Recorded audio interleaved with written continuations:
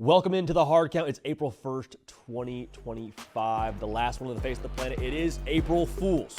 Just quick note to all of y'all out there. If you've gotten some wild texts, maybe you're getting some wild phone calls, your buddies, your significant other sending you something that maybe could be a little bit extreme, fact check them.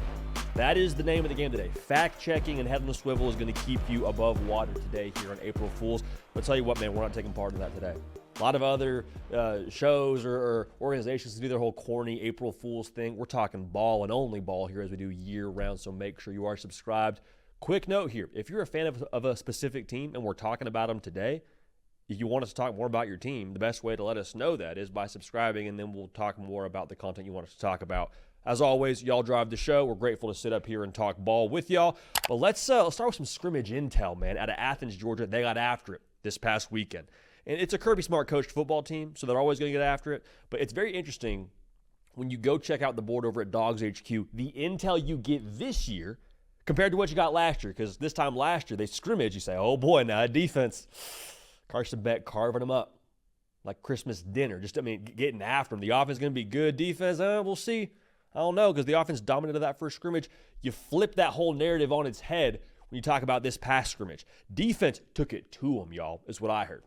So defense sounds like it's back in style in Athens, Georgia. It was always in style as long as Kirby Smart's your head coach. But when it comes to what they did in 11-on-11, defense had themselves a day. All right, Raylan Wilson is a guy that they are going to look to in a big way again this upcoming season. But a couple of young bucks at the linebacker spot. Chris Cole and Justin Williams, both guys that have been in the program. 2 5-star linebackers are what I have been told going to push that room and continue to elevate the overall talent level. Now, I've also been told defensively, this is not just C.J. Allen's defense. This is C.J. Allen's team. And C.J. Allen is, obviously, if you're a Georgia fan, you know what he brings to the table as a linebacker. But he's going into now that year where I think most of the Georgia fan base, as well as that Georgia football team, expects a little bit more of a pop from him. And if you look at like previous Georgia teams that have had success over the course of the last several years under Kirby Smart, they usually are linebacker-led, like with the exception of that team in 2022 with Stetson Bennett and Brock Bowers. You usually have a bad dude in the middle of your defense that is kind of the heartbeat of the whole organization. They feel like that's C.J. Allen, and according to this scrimmage now, both him and the rest of that linebacker group had a really good freaking day. So if you are into smash mouth football, bloody knuckles, and having cracked helmets from the opposition, you should probably look forward to that based on what happened this past weekend in Athens. Now, the offense wasn't all bad. Okay, wasn't all bad. What I was told is they were good situationally. So we'll start with the good, then we'll go to the bad. Offensively, sounds like they were pretty solid on third down and red zone. What I was told is on third down, they ran the ball at a very effective level. I was told they were 50-50 on third down. Now, I don't know if that's third and short. I don't know if that's third and 5. Like, I don't know what the actual down distance is there. But if you're 50-50 in that first scrimmage, you will take that all day, every day. Because last year, Georgia was somewhere in the 70s nationally. 38% on third down last season. Not great. Need more of that. I think you also hope that the wide receiver room overall being better in 2025 will help put you in more third and manageable. Bottom line, first scrimmage, better on third down. We'll take that to the bank every single time. Now, to speak to the bad, there is a lack of continuity right now in Georgia's offense. You have a number of guys that have never played together, plus you're breaking in some new pieces, and so it's not a talent issue for Georgia. It very likely will seldom ever be a talent issue for Georgia when you talk about being in the top tier in college football. Like question marks at Georgia are answers everywhere else across college football when it comes to what they have on their roster. But with that being said, there was a lot of what you would call miscues from an alignment standpoint, a assignment standpoint. Like Georgia was kind of just driving stick, it felt like, when it came to moving the ball down the field from what I have been told. You do something well, but someone's missing an assignment, and you set yourself back, or you have a penalty, or whatever it looks like. You know, you're driving stick, and it's kind of stop, start, stop, start, stop, start. You never really get into the flow. Kind of seemed like that was a bit of an issue for Georgia throughout this scrimmage. So the first one, I wouldn't panic just yet. I think a lot of people, when you hear that, your first question is, well, okay, JD, if we're driving stick on offense, who's behind the freaking wheel at quarterback? Gunnar Stockton, from what I have been told, is someone they trust as much as anybody in this offense. They have a ton of confidence in him to get them dialed up. Still fully, for me at least, expecting him to be the starter when this whole thing kicks off in the fall. Now, that's not a shot at Ryan Puglisi. I asked someone specifically close to Georgia what was going on with Puglisi and why there was so much buzz around Gunnar Stockton, and I was told it's not a thing that Ryan Puglisi can't play. It's just Gunnar Stockton is more ready than Ryan Puglisi. And it should be that way with how long Gunnar Stockton has been at Georgia, and Ryan Puglisi is yet to take a snap at Georgia last year. Like that makes all the sense in the world. If Gunnar Stockton wasn't your guy right now and didn't look more ready, then we'd have an issue with Ryan Puglisi being better than Gunnar Stockton based on how this whole thing is shaking out. So Puglisi, I think he's going to get his sea legs. Not a thing where he's having a massive issue this spring. It's just Gunnar Stockton. They trust him, and he's looking like the guy that's been there as long as he's been. In addition to that, if you're a Georgia fan, this gets you fired up, man. This gets you juiced. Zachariah Branch, I was told they trust him as much as Gunnar Stockton on this offense. In the right spot, making plays. He's a dude now that when he transferred over from USC, my first reaction was just get him the football. Tunnel screens, bubble screens, down the field, jet sweeps, does not matter. Get number one the football, dude, because when you get him the ball, good things happen. I don't know the last time that I felt that way about a Georgia wide receiver. It's been a minute.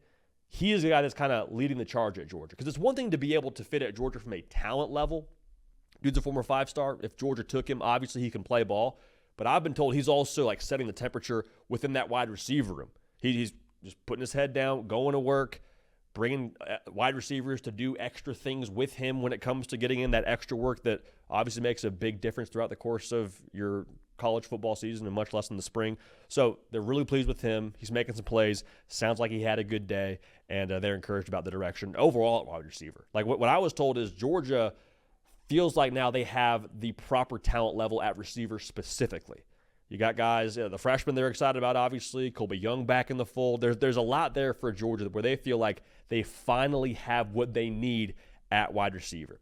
Now, I'm always curious to ask this whenever I get to talk to somebody around spring practice at a specific university. I want to know just the buzz and the feel and the vibe, and maybe we take too much from that during this part of the year. Sue us if that's your problem. I've been told Kirby Smart's kind of on his Sith Lord grind, if you will. I've heard we've kind of got a dark side from Kirby. Not in a negative way, not in he's being a jerk at practice necessarily, but compared to previous years, what I was told is Kirby Smart has been very pleasant over the course of the last couple of years.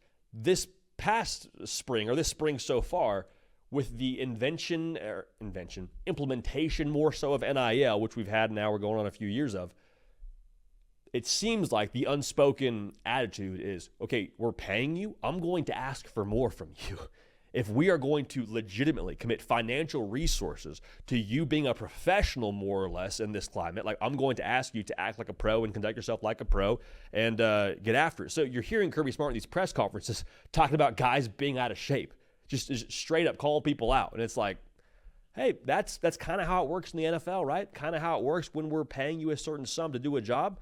I get that professional is kind of a dirty word when we speak about college sports, but I mean, if any of us were in Kirby Smart's shoes and we got players that we're paying good money to be at their best and they're not in shape, yeah, I'm going to call you out. So all I'll say here, when I hear that around Georgia, that would get me excited from a Georgia fan, because we know that Kirby Smart's standard has always been high, but if he's even turning the heat up a little bit in Athens, I think that's going to yield for some extremely positive results when it comes to what the Dogs are doing here in the fall. So far, so good throughout the scrimmage. Again, defense dominated that first scrimmage. Offense had some good moments. I would not be too worried just yet about the offense if I'm a Georgia fan, because it seems like it's all things that you can control, get right, and have going in the right direction when you speak to the offensive side out there in Athens. So what's the latest from Ohio State, though? Let's go out to spring practice and check out the intel that we're getting from Columbus. If you haven't yet, subscribe here. Ohio State fans, if you want to see more content around your Buckeyes, the best way for us to know that you want more content is by subscribing to the channel. Also, get dialed in over at Letterman Row. Spencer Holbrook and the team, just all the coverage around Ohio State, best in the business. I'll say that right now. The vibe around Ohio State compared to last year is, I think, really interesting, because a season ago, right around this time, everybody knew what the deal was at Ohio State. Everybody knew what they went to the portal and got Will Howard for. Everybody knew why Quinshon Judkins was there. It was Michigan just won a national championship. We have yet to deliver on what we think we're supposed to deliver on here in Columbus. We got this ready-made roster. It is national title or bust. And God bless them. I love that if I'm an Ohio State fan. I loved that just as a college football fan here, and that was the attitude because we all knew that was what they were supposed to do. That was what they were capable of. And the season happens how it happens, and they hoist that hardware in Atlanta, and you could tell it was like, no, yeah, we checked the box. Fast forward the tape now, this year's team, all they're talking about is, hey, we got Texas in 150 some odd days.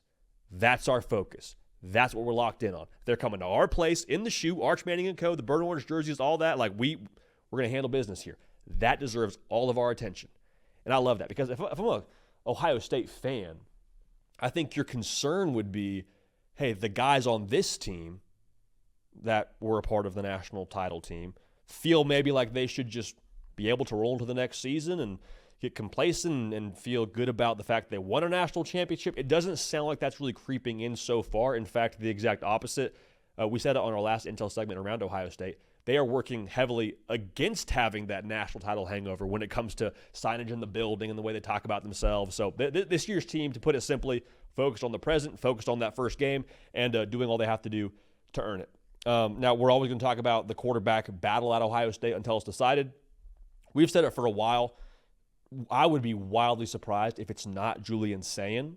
Sounds like Julian Sayin has done nothing to deter that narrative based on people that I'm talking to close to Ohio State. It still has to be one. Okay, like the expectation, I think, from folks in that building is that he will ultimately win the job. But Ohio State is a prove-it kind of program. Like, you can have as many stars next to your name. You can have all the buzz. You can have people like me come on our show and talk about how he should win the job. But until he actually does it, he's not going to be handed the job. And that's kind of how you've seen Ryan Day operate around the quarterback battle, around the quarterback room in general, even when there's not really a battle, quote unquote. I go back to C.J. Stroud. He was far and away going to be the guy, not named quarterback for the first game until August. Same deal with Justin Fields, so on and so forth. So I don't think you'll get an answer until August, which we've said before. But speaking to people in the building, there's a buzz that speaking to people that are close to people in the building, there is a buzz that he will eventually get it done. Now, speaking to Julian Sayin specifically, everyone keeps talking about how different his release is. The number one goal for Ohio State offensively should be get the ball to number 4, dude. Get consistently, often, accurately, quickly. That needs to be the goal. So Julian Sayin sounds like he has all the makings to do that for Ohio State. And again, the release is something they harp on with him a lot when it comes to what separates him from the other guys in this room. Now, Lincoln Keenholz, I wouldn't be surprised if he had a role, just with how freakish of an athlete he is. But a reason why I think you're seeing, or why we feel even more confident now as spring progresses around Julian Sayin ultimately winning the job, my big thing has always been, hey, Julian Sayin's your quarterback unless you need someone back there who can have some wiggle and run around. Sounds like the offensive line is going to be a strength for Ohio State from what I have been told. Transfer in from Rice, left tackle. I'm going to take my time here with this pronunciation. Ethan Onionwa. 6'6", 357 is what he's listed as right now. That's a bad man. Him along with the other pieces on the offensive line that have played a good amount, they feel like they're going to be in a good spot. Now, the running back room is maybe not quite as highly touted as a year ago because you had Trevian Henderson, you had Quinshon Judkins. Everybody knew what they were getting. What I've been told is C.J. Donaldson, transfer over from West Virginia, trimmed up a little bit, able to be a little bit more nimble. James Peoples could be a star for them. He has to go out and do it as well, but he gets some of those J.K. Dobbins comps. Now, how much do you really want to comp him to a J.K. Dobbins because they're from the same state and they're similar build? I think J.K. Dobbins is a little bit heavier. But the classic thing with James Peoples in the context of Ohio State and going into a new year in college football is like, just because we don't, speak about James Peoples as being one of the best running backs in the Big Ten or best running backs in college football just yet, doesn't mean it's not going to happen. I'll go back to what I said on a previous Intel segment as well. We saw him before the national title game, and just the way that he's put together, it sticks out a bit. Like you can tell that dude's got a strong lower body. Obviously, you watch him on tape. The dude's got some giddy up and go. I think that he could end up being the next guy at Ohio State. I'd expect now for us, just speaking about this candidly, James Peoples and C.J. Donaldson to kind of be your two guys you go to. Bo Jackson could definitely factor in. A name like Bo Jackson, I might get him a carry or two. But freshman could translate quickly. But the bottom line here is I think James Peoples could ultimately be your eventual go-to guy, if you will. I don't want to say thunder and lightning because that's overdone, but, your go-to guy. Now, the wide receiver room at Ohio State, do we need to say anything? It's Ohio State. It's Jeremiah Smith. It's Brandon Ennis. You know what you're getting. Mylan Graham made some noise. They're excited about him.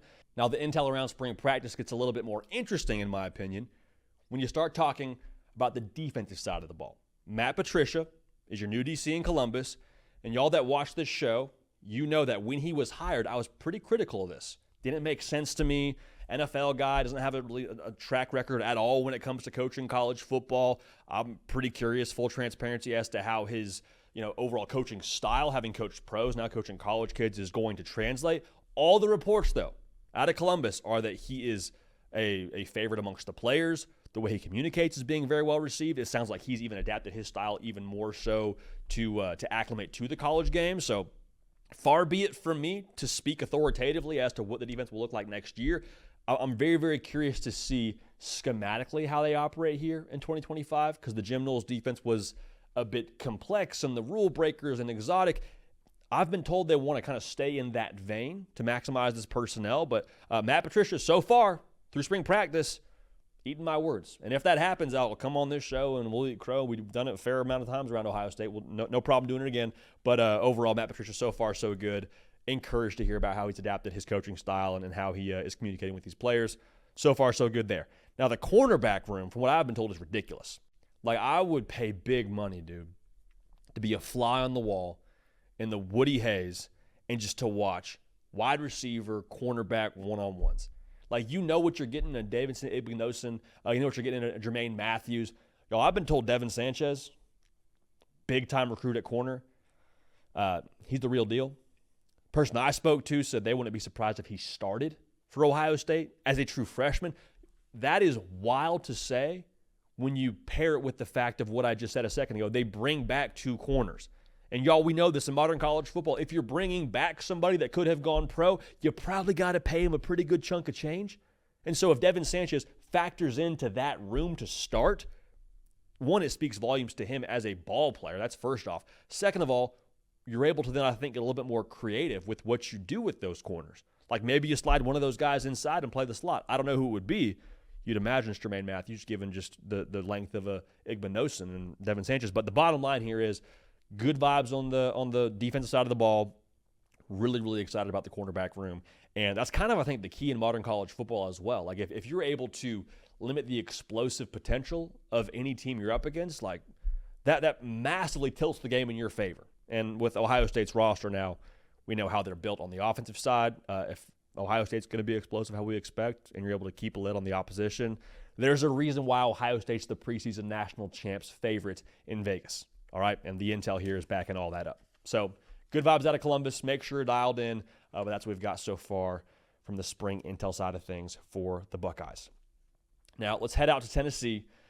Let's take another trip to the indoor in Knoxville, man, because there's some good reports around one Nico Iamaleava. You got I don't want to say cliche, but you've got the stereotypical report you get during spring is, okay, guys added some weight. He's up a few pounds. I think he got to Tennessee and he was a shade under 200 as a true freshman. Filled out, obviously spent some time in a college weight room, and during winter conditioning, you're supposed to add some weight. So that's a good sign. From what I've been told when it comes to how he is working behind closed doors, the challenge we said in the previous intel segment for him was, can you maybe step up a little bit more? Not that he's not a good leader, but can you take the reins a little bit more when it comes to being that vocal presence and kind of taking over as your team, being the guy at Tennessee? Sounds like he's doing that, which is good news. Some intel that I got around Nico, though, in terms of how they could use him in 2025, I was told there may be a chance they do a little bit more quarterback design run game with him, which makes what I just said a second ago about him adding some size a little bit more relevant. One, helps him settle in, get in the flow of the game.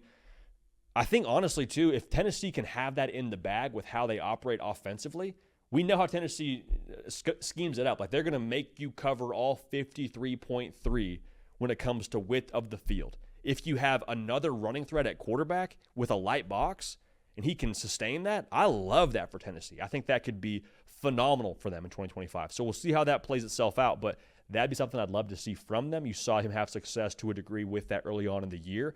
Now, with that being said, The wide receiver room has got to level up. We all know that. I've been told Chris Brazzell has had a fantastic spring. A year ago, we saw him in the indoor, and he looked great then. But you get a full year now in the system. You're on your second spring in Josh Heupel's offense. Just being more comfortable, knowing what to do, being in the right place at the right time, all those things for a young quarterback a year ago. Have to imagine him being able to level up in that way is going to be huge for Nico's progress. Raylan Staley, they think he's a perfect fit in the slot for them, given his size. Told a couple of freshmen are going to play. Travis Smith and Rodarius Jackson, both trending towards being guys that maybe not starting for Tennessee, but they'll have a role now. Mike Matthews also progressing. The bottom line here for Tennessee is the wide receiver room, I think, sets where the ceiling is for this football team, because I think Nico is better than we even got to see a year ago. Some of that is definitely on what he wasn't last year, figuring out how to be a starting quarterback in college football, much less in the SEC. But I was told that you look at what happened last year for Tennessee on offense, and some of those plays, Nico may take the blame because he took the sack or he threw the ball to what looked like the wrong spot or what have you. But us as college football fans, we're watching the broadcast copy, we don't get to always see what's happening downfield. And even if we're able to see what's happening downfield at a football game, we're not able to actually tell, hey, did the wide receiver run the wrong route? Hey, was he in the wrong place there? Like, that's extremely difficult if you're Nico Iamaleava. One, trying to figure out college football in general as a first-year starter. Two, your guy's in the wrong place. Like, hey, bottom line here, it sounds like Nico may have had less blame than maybe what he was even assigned a season ago. And I think that they are trying to figure out in that wide receiver room if they're going to be able to level up offensively because of what they have in that wide receiver room. So there's a lot there, a lot we're still sorting through. But I do think you talk about 2022, that was kind of the catalyst, wasn't it? Like, Hendon Hooker made it all go for sure, but Jalen Hyatt, Bru McCoy, Cedric Tillman, tight end game. Like, they had a lot there where they were able to actually maximize the entire offense because they had true winners on the outside. So we'll see how far along they are there, but some good reports around Chris Brazzell. I think they got some pieces. Can they elevate the way we need them to elevate in Knoxville to go win at the level we want to win at?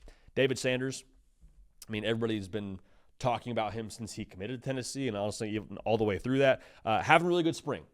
Last time we checked in on David Sanders with y'all, he was a guy that was taking some reps with the 2s and 3s, kind of just par for the course in college football. They're really impressed with how he has attacked the work, kept his head down, done the right things. You don't get that 5-star attitude from him, which I think is a tremendous thing, and endear yourself to your teammates early on in the process.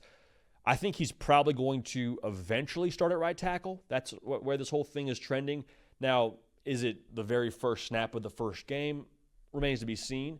But the plan is, from what I can gather, or the expectation is, from what I can gather, he will eventually, whether he's rotating snaps at first, then takes the job over midseason. I don't know when it happens, but David Sanders, someone that they think will eventually be the guy for them at right tackle. And to have that side locked down for Nico Iamaleava would be a tremendous luxury in a lot of ways for Tennessee. Because last year on the offensive line wasn't great, right? It was good at times, not all the way great. All this intel to me, I just left with this feeling like, hey, Nico, I think, still has a lot of juice. Is he going to live up to, all the hype of what he was deemed as when he got to Tennessee, of he's going to win the Heisman trophies, the next Peyton Manning, is all this? Like, I don't know, man. We'll see. But I do think that last year he did a lot more than we were even privy to with how he made it all go. And, Tennessee, they feel good. A lot of things to work out there. They feel good on the defensive line. There's going to be a scrimmage here. I guess they probably scrimmaged last night maybe. And we'll get some intel for you there around that here going forward. But so far, so good for Tennessee. Nico is one that I'm really watching with just how he progresses this spring and takes the next step for that offense to get to where they want to go. So I know a lot of y'all, man, getting to where you want to go when it comes to getting tickets to places, not always the easiest thing. Not always the easiest thing. Good news, just got a lot easier. Game Time bringing you the hard count today. Now we got one more college basketball game here. I guess 3 more college basketball games here when it comes to a certain tournament that is happening right now in the college basketball world. If you want to get tickets, go ahead, download the Game Time app, get locked in, and use our code HARDCOUNT to make sure you save yourself some money. Now, we'll talk about that code a little bit later as well, but just want to make sure y'all know this is the best way to buy tickets. View from the seat. You make sure you get the best price because you can compare it with other platforms. You can kind of do the whole compare and contrast thing. Game Time, though, I'm telling you, they will make sure you get the best price, best view, Best value, lowest price guaranteed from our friends over at Game Time. So again, to revisit this, download the Game Time app, create an account, use code HARDCOUNT. That's HARDCOUNT for $20 off. Download Game Time today. Last minute tickets, lowest prices, again, guaranteed. So appreciate Game Time bringing all the hard count today and getting us to where we want to go when it comes to some of these sporting events now. I know college football is on the horizon, but we're going to make sure we maximize the rest of our time before college football season. Best way to do that by getting to these games in person for other sports as well. Now, I know spring games are few and far between these days, but we still got spring propaganda, baby. We still got it. If you have no idea what I'm talking about, I feel like we always need to reset the table around what spring propaganda is. Spring propaganda to us is something that pops up on the timeline, and it just kind of makes your heart warm, kind of lights your soul on fire, if you will. It's just a little peek at what's going on behind closed doors in spring practice. More often than not, it's a video from spring ball. It's just something to get excited about. So let's go out to the Plains, man, because they had just the definition, textbook spring propaganda here from Jackson Arnold to Cam Coleman. Check out this clip. It checks all the boxes. You got Jackson Arnold making a confident throw down the sideline. Cam Coleman, non-contact jersey should be noted. Non-contact jersey. If you're a dude in the spring, you don't get touched. Big-time play. Celebration in the end zone. Looks like it's some kind of team period there. This checks all the boxes to me. Like I said a second ago, this is something we're all wanting to see that we didn't see a year ago. You didn't see Jackson Arnold play for Auburn a season ago. You saw him play at Auburn, but you didn't see him play for Auburn a season ago. I guess you saw him, on the sideline at the game against Oklahoma. The bottom line here is this is what you're hoping you're going to get more of here when the season gets rolling, all right? Doesn't give away too much. We all know that Cam Coleman's got a couple go routes in the playbook, right? We all understand that that's going to happen. This is also elite when it comes to the reaction from the team, all right? I'm taking a lot from Little here.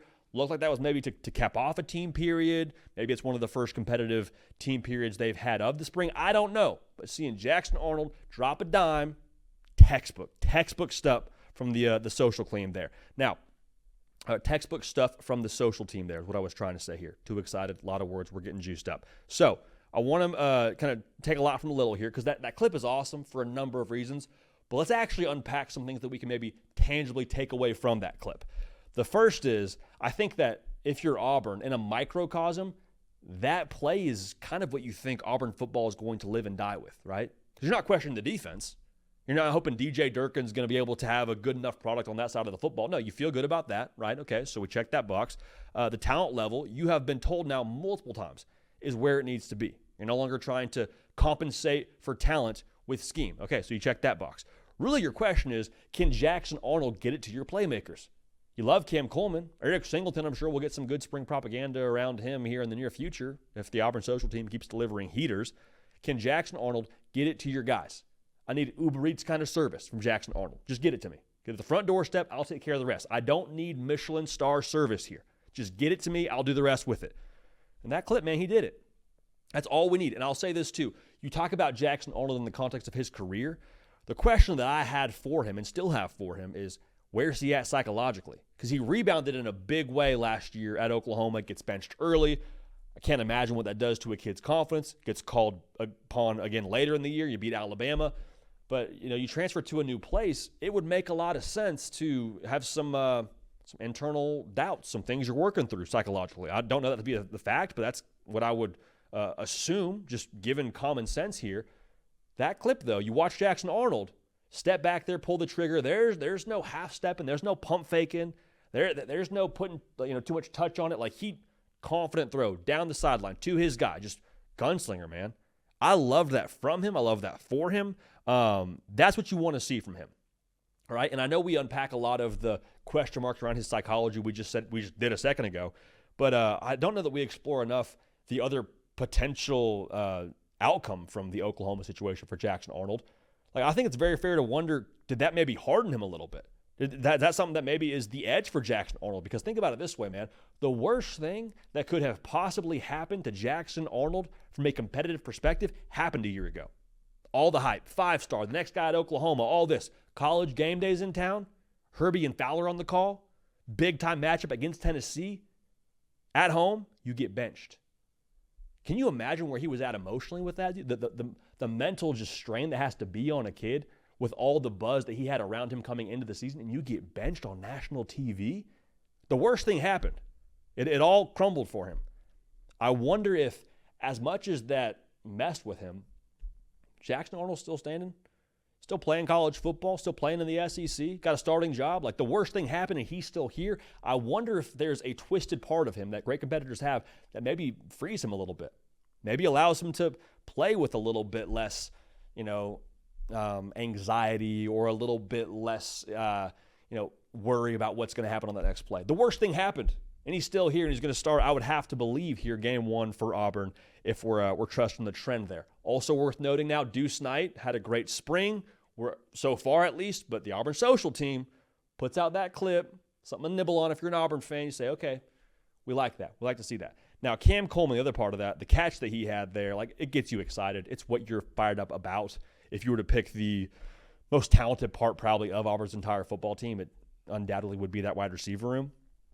The exciting part about this, though, for Auburn fans is you probably thought he had more of this in the tank a year ago. A lot of people, I think, probably looked to Peyton Thorne, and whether it's right or wrong, assign some blame there. You felt like if you have a quarterback to get on the ball, he can do this a lot. Okay, well, you think you have a quarterback, 5-star talent in Jackson Arnold. Hugh Freeze thinks he has a quarterback. Otherwise, you wouldn't have gotten him from the portal. Okay, if you're an Auburn fan, you're saying this is what he can be.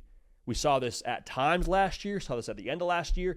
But if he's able to just fully be, unleashed, he's going to be a problem for not just the SEC, but the rest of college football. Like, he's that good. He's that good. He's a guy that when he came out of high school was in the same breath as Jeremiah Smith for how ridiculous this wide receiver class is. So the bottom line here is Auburn should have the advantage every single game at perimeter when it comes to Singleton, when it comes to Coleman, the number of other receivers they have in that room. We could spend all day here. Like, they have what they needed on the outside. But to now have a guy at Jackson Arnold to capitalize on all of it, to maximize all of it, that's what gets you fired up, and for good reason. So good propaganda out of Auburn. Still has to happen in the game. Still have to see it consistently. But just a little appetizer, a little something to just get the juices flowing. We love that. We absolutely love that for the folks on the plains. If you're watching too, make sure you're subscribed, Auburn fans. We appreciate y'all being dialed in. So that's some good propaganda so far from Auburn. We got some other really good propaganda, though, from another big-time wide receiver. Where's number 8? Different coast, same position. USC dropped a banger. And it looked like it was, a glitch out of a video game here. Check out this clip from Jacoby Lane. This just gets me going, man. Running a one-on-one, little head fake like he was going to do something. Ball's up in the air, good break up of it. Oh, fingertips. Looks like 2-3 fingers there maybe. Been doing his fingertip push-ups. Look at the swag. That was one of my favorite parts, too. Look at the swag and the confidence from Jacoby Lane. Doesn't lack it. Gets accentuated in the hype video. Literally looks like one of those old commercials for fantasy football on ESPN saying, pick me for your fantasy team, where you got guys like catching footballs through drywall or quarterbacks throwing like 2 footballs at Frisbees and just hitting them out of the air. Like that was kind of what that felt like to me. That was smooth, though, man. All of that was very, very smooth. And honestly, again, in a microcosm, and in terms of spring propaganda, this is a big reason why USC fans, when they had some portal losses at receiver a year ago, they weren't really all that worried. Like, you had the rest of college football, myself included, saying, hey, it's not good to lose X, Y, and Z 5-star guy. USC fans like, y'all, we got Jacoby Lane. What are you talking about? And Jacoby Lane, to his credit, the way that he finished last season as well, nice little 3-piece touchdown in the bowl game, extra sauce. They're excited about what he could be. From a fan base level, making plays like that during spring practice also you think can't hurt either. It's worth noting now, Jacoby Lane finished with 12 touchdown catches a season ago. 12. 7 of those came from Jaden Mayava. Y'all, Jaden Mayava took over the job at quarterback in mid-November. All I'm saying is there's a connection there. You've seen good results there, and I would not be surprised if they picked up where they left off. I wouldn't be surprised, too, if that pass during one-on-ones came from A1 Jaden Mayava. So if you're a USC fan now, you're saying if we get this on offense, if we get Jacoby Lane balling like that consistently, we got to do it at quarterback and Jaden Mayava. If we get this on offense, bottled up, we're no longer saying, man, do we have it on defense? If the defense can just – how often did we sit here and say that to you as a USC fan? I mean, you probably just like threw up in your mouth every single time we talked about it because it was nauseating. You're no longer saying that. You're saying defense got to hold up there in the bargain. Defense got to, take the next step and maintain and all those things, but you're not worried. You're sleeping just fine at night. Why? Because of Dan Lynn. Because of who they're attracting now from a talent level. USC's in good shape, man. It's no longer can the defense defense, hold up your end of the bargain. Offense, do your thing. And like USC, there's a reason they were so close in every single game last year. There's a reason. USC did not have any games where it was just like, oh, man, they can't even compete. They didn't see any of that. So if they pick up where they left off and pick up where they left off from that hype video, from that clip, USC is going to be in very, very good shape. Now, this is the classic spring propaganda takeaway, so roll with me here. This is where the sickos, I think, get involved, the college football sickos, that is. That catch and that celebration, too, if I can just be candid here, that embodies a lot of what I want for USC. You know what I'm saying? Like, I'm a new father now, and when my little girl grows up and goes to school, I would hope she has a little bit of extra just swag, confidence, a certain, like, it factor to her. Why? Because that's what I would hope that my wife and I have instilled in her and allowed her to feel confident, all those things. Like, for USC, man, I want that for them because we've seen that was like kind of who they've been over the course of, the early 2000s. They had that persona to them. They had that swag. They have that logo, that brand, that pageantry, all those things in college football. And it sounds like I'm being elitist here. I'm just telling you what the facts are. Like, USC has been we talk about have and have-nots. USC has been a have in college football when you talk about one of those top-tier programs. And for the last couple of seasons now, last, I guess, 3-ish years, 2.5-ish years, you haven't seen that same aura around them. And so I know it's one play. I know Jacoby Lane is one player, but to see that, I want to see more of that. And you would hope now, plays like that, swag like that, you would hope that's infectious. Because I'll tell you what, man, I know there's a lot that we're going to talk about across the country this year that has to do with talent and physical traits and all those things. And that's non-negotiable. But what makes the difference in that 10% of teams that make the playoff and then the teams that ultimately compete for and win national titles, to me, that's a swag, culture, confidence, all those things. Sounds cliche, sounds like we're taking a lot from a little. Maybe we are. But I truly believe that's what makes the difference here in college football. And I hope that's infectious for USC with the way Jacoby Lane's operating, man, and how that team feels about themselves. Because USC, again, it's where they come from. It's how they, metaphorically speaking, in this roundabout metaphor, have been raised. And so I'm excited to see what they are here in 2025. But that clip, if you're a USC fan, have to believe it also stoked the appetite a little bit as well for some more spring propaganda out of Los Angeles. Now, one more spring propaganda piece I want to check out here. Y'all remember LeVar Arrington? I know a lot of my sickos remember. LeVar Arrington, was an absolute dude in the league at linebacker. Also played linebacker at Penn State, wore number 11 at Penn State, the very special hallowed 11 that you get if you're a dude at linebacker at Penn State. Guess what? His kid, LeVar Arrington II, he's on campus at Penn State. He plays linebacker. This is what he looks like. This dude's an absolute freak show. That's a true freshman. Give me a break, dude. 6'3", listed at 212. Maybe the 212 is carried in his biceps and shoulders there. That kid's put together, dude. Yeah, your dad played linebacker in the NFL. That makes sense. Your dad's Instagram handle is King of the Mammals. Okay, that checks out. LeVar Arrington. So you got that picture of him right there where you're like, okay, that looks a little bit different. The other part, he's wearing number 11. So that in itself, you don't hand out number 11. Check out the way he moves here. Again, true freshman. I have no idea how we'll factor into the rotation for Penn State here at linebacker, but you got him going through drills in the sticks, and you got Abdul Carter just casually strolling through the background there, one number 11 to the other. They don't give you number 11 just because your dad wore number 11, or you don't get to keep number 11 because your dad wore number 11. I'll tell you that right now. If you're number 11 and a linebacker at Penn State, you're a dude, okay? So the bottom line here is I don't think it says anything about Penn State as a football team necessarily, but, y'all, that's a different looking true freshman and a different kind of pedigree with what his dad did, both at the collegiate level and in the NFL. But LeVar Arrington II, go ahead and pencil him in as being a pretty good linebacker, I would think, in State College here. Pretty good, being an absolute freak show.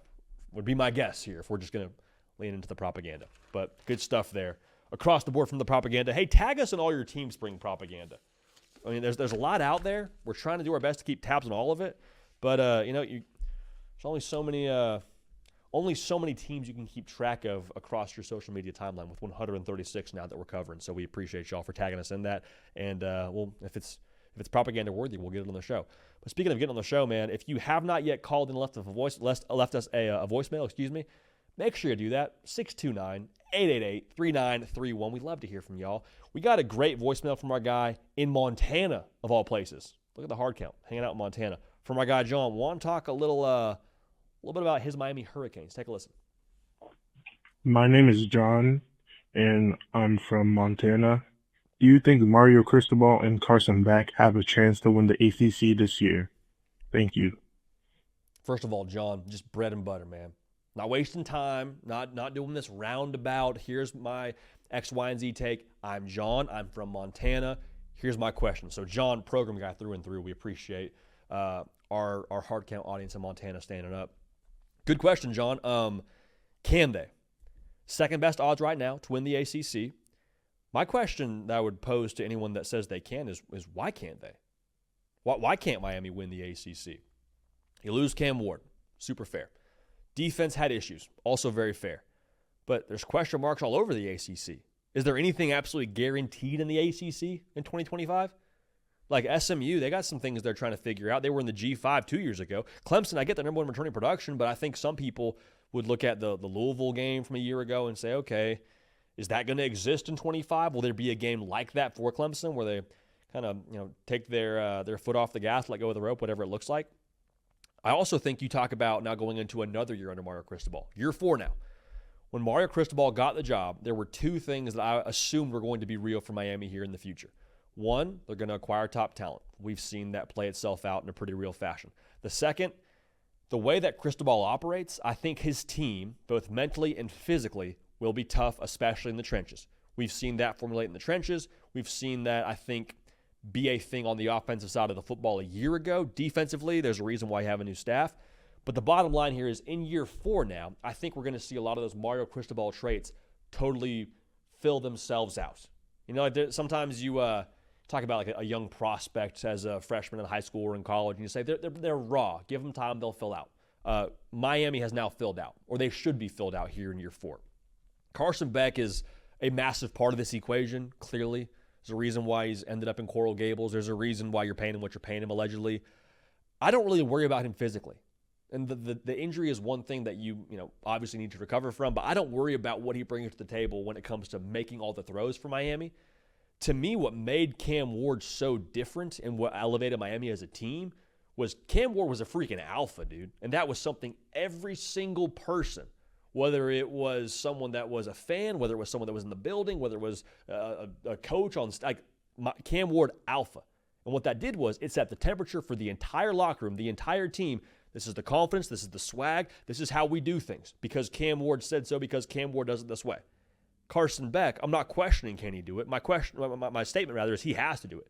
That has got to be the case for Miami. That has got to be the thing. Your quarterback has got to be the catalyst. Played a lot of ball. I think he has it in him. I think we saw it especially at times for Georgia last year when the Alabama game comes to mind when they didn't have a great first half. He was kind of the energy guy. He was kind of the juice guy. And I don't know that has to be a thing that every quarterback needs to have across America to be successful. I think there's a lot of ways it's going to cat. But Carson Beck, man, at a place like Miami, in a spot where they're trying to kick through that door, I want to see him have that Cam Ward alpha kind of energy to him. Can't really quantify it, but I do think the great teams in college football, they have those unquantifiables. Georgia being one of them with Kirby Smart. Miami last year with the jump they made to 10 wins. They had the unquantifiables. Can you build on that with Carson Beck? Now, defensively, you don't need to be reinvented necessarily. You have a new defensive staff. Corey Heatherman coming over from Minnesota, being defensive coordinator.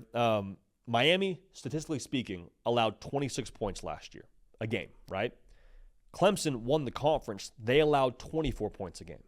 Now, I get it situational. I get it's half to half. We couldn't, for the life of us, figure out Miami having 4 quarters of football played, so you got to do that. But my point being here, Miami doesn't have worlds to go on defense. They don't have to totally be the 85 Bears, if you will. They just got to be better. If you're better on defense and your offense is maybe a step back from what they were last year, Miami's going to be in that conversation to win the ACC. They already very firmly are. But then it just comes down to, okay, well, on that Saturday, on championship weekend, can we get it done? Can we keep from stubbing our toe, and can we make the plays in the moments we got to make them? Sounds cliche. I totally get that. But truly, that's where Miami has pushed themselves to. Because that wasn't the question previously. The question wasn't, can we make the plays on Saturday? It was, okay, can we have the culture in place? Can we have the right roster talent? I think Miami's in a much better spot in all those places. I think those boxes are checked. Can you be that team in the state 2 years in a row? Because if you can, man, there's a lot afforded to you. Like, look at the schedule. Again, huge one with Notre Dame early. Totally get that. But, like, show me the guaranteed loss on that schedule in the ACC for the Hurricanes. Florida State? I don't think so. Louisville, good team. Beat them last year. Syracuse, yeah, you got to probably amend some of what you lost last year in that spot for sure. But, I mean, that's a game where they got to go to you now as opposed to going out to upstate. SMU will be a tough one. But, again, like, what I'm trying to say here is there's so much there for Miami.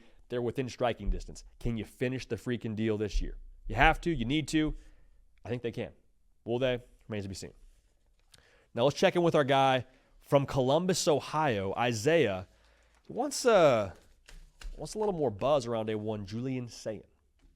Yo, hey JD. This is Isaiah. I grew up a long time Ohio State fan, Columbus, Ohio. Go Bucks. And I just don't think Julian Sayin just get talks about enough. I may get he's a geeky guy, he may look like a geek, but the hair is magnificent. You can compare it to Trevor Lawrence hair as a freshman. I think it's beautiful. Nick Saban handpicks him, and he goes to Bama. I think Saban's going to kill it. I think he's the Heisman candidate right off the bat as a freshman. And, yeah, I don't think he gets talked about enough. And JD. Geeky guy, dude. Geeky? I don't think Julian Sayin's a geeky guy. I mean, I get he's kind of the babyface assassin, but geeky? I don't know if I align with that so much, Isaiah, but we respect your opinion. I will agree with you. The flow is elite. Great flow equates to great things on the football field. It's a proven science, so you're already a step ahead there. I think what you're saying is interesting about him not having as much buzz. I don't know if that's so much something I'm focused on with Julian Sayin. I think if that's happening, there's a couple of reasons as to why he wouldn't have as much buzz. In the Big Ten, there's a lot of guys that you more or less know are going to be starting quarterbacks. Drew Aller, 5-star guy. Dante Moore, 5-star guy. Dylan Raiola, good year last year, you can build upon. Bryce Underwood has all the fanfare in the world, and you're assuming he's going to be the guy game one, or we are at least. More on that later. Julian Sayin hasn't even been named the starter just yet. Now he's the 6th best odds in Vegas to win the Heisman Trophy, so take of that as you will. I think he will eventually win the job. But some of that is I think you know more about other guys that you can be excited about, and that's kind of how that whole thing goes. But what I will say about Julian Sayin, as opposed to why isn't he getting talked about enough, I don't know if he's being talked about enough in the context of what he can mean for Ohio State. And maybe it's just something that is a known thing across college football public circles, and if it is, so be it. But, like, y'all, if Julian Sayin is who we believe he can be, Ohio State's going to be right back in the national title game. Like, he's that good. Like, you look across the roster, there's no reason why Ohio State can't run it back. If there is a reason, it would be because their quarterback isn't what he's supposed to be. Now, I think you talk about how good he can be. There's a lot of clues, man. And you hit on one of them. Nick Saban took him. Nick Saban's not wasting his time. He knows what good quarterback play looks like. If he wants you on his football team, okay, check that box. He made noise last spring to Julian Sayin after being on campus for like a 5-hour energy shot. Like he was already making plays and already a guy you were talking about during the spring intel segments of like, hey, it's Will Howard's job. However, Julian Sayin's kind of ripping it, man. That guy's a little bit different. Also, he gets compared to C.J. Stroud.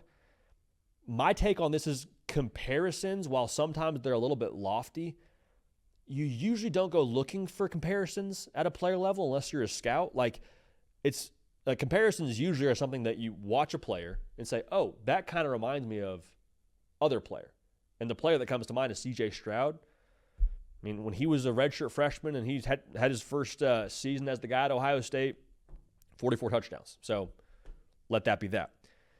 My question isn't anything physical with Julian Sayin. My question is everything that comes with being the quarterback at Ohio State. And we've said this a couple times, but I want to say it again.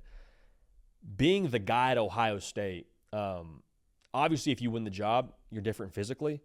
But you see it takes something a little bit different to be able to handle all that comes with that. Now, this isn't me telling you I know without a shadow of a doubt how Julian Sayin's built upstairs. My point is, everything around your play as a quarterback at Ohio State is under an extreme microscope. That's a lot on anybody, much less a college kid. And so to be able to live up to the expectations of that fan base, your quarterback not just has to make it all go, you have to be the elevator of that roster. We saw that last year in the playoff across the board from the teams that were in that national title conversation. Like, look at the national title game itself. Will Howard, Riley Leonard. When did Ohio State become the monstars of an offense that they were? We've coined them as now multiple times. When Will Howard, after Michigan, kind of elevated his game, took over, bossed up, became the elevator of the entire roster. And Ohio State now has a national title trophy yet again in Columbus. So overall now, I do think it will click at some point for Julian Sayin when it comes to what he's going to be on the field. My question is, when does that happen? Is that game 1 when Texas rolls in? Is that October 11th when you go to Illinois? Is that at the end of the year against Michigan? Like, when does that light bulb totally go on, to use a cliche here? Because when and if it goes on, that is a massive hinge point for the rest of the Big Ten. Because if Ohio State has a quarterback that's an elevator, that's just picking up where Will Howard left off, or is one of the next great ones in Columbus, which I think Julian Sayin could be, it's going to be very difficult to keep pace with Ohio State. Oregon's going to be really good. I think Michigan will be good. But Ohio State, how they're built, they have so much there with Julian Sayin to where they could be a national title team yet again. Like I've already said, there's a reason why they're the preseason favorite in Vegas. But if he's not, that door is propped open for Penn State to do what they, I think, expect to do this year. That door is propped open for, we talk about Oregon and Dante Moore. They could maximize what they didn't maximize last year. So there's a lot there for Ohio State. It all centers on Julian Sayin.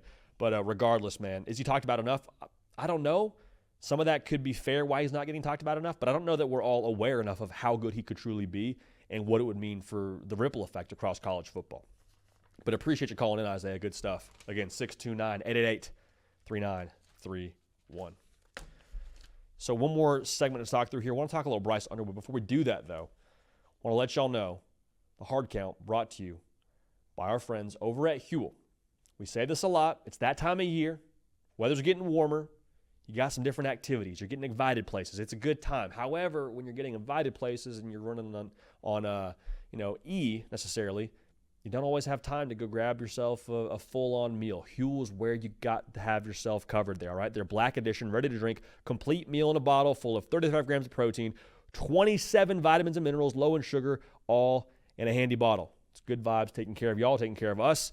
Again, just making sure you have everything you need from a sustenance perspective so you don't have to mess around with going through a drive-thru or fixing yourself a meal at home. Huel has got you covered. So go to Huel.com, HUEL.com, for 15% off plus a free new gift for customers using or a free gift for new customers, rather, using code HARDCOUNT15. Again, 15% off plus a free gift for new customers using our code HARDCOUNT15.